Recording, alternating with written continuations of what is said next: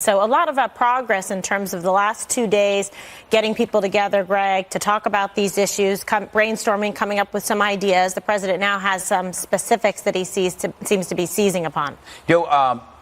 It's interesting that most of the practical solutions are coming from reasonable people that know statistics, understand the weaponry, and can speak rationally. I have to say that we've gone through this a lot of these shootings in the last, especially with the 5 over the last 6 years. We have mentioned specifically these very solutions.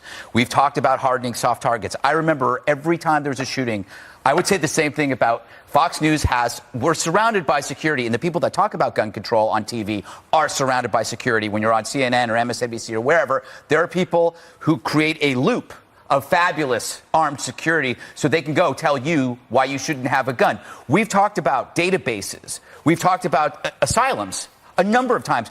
I guess my point is, it amazes me how narrow the media is on this topic, that they act as if they've never heard these things before, that these are all like mind-blowing. Oh, my God, you mean have armed security in schools? Well, you're criminalizing the schools. It's like, no, it's like these are not new ideas. But these are ideas that we have talked about, and it drives me crazy. It just shows when anchors and people get the vapors over this stuff, it shows how blind they have been to this discussion and how they've cordoned themselves off from people with actual sensible ideas. Instead of saying do something and then getting angry and emotional, these are actually practical solutions, but we have talked about these for years.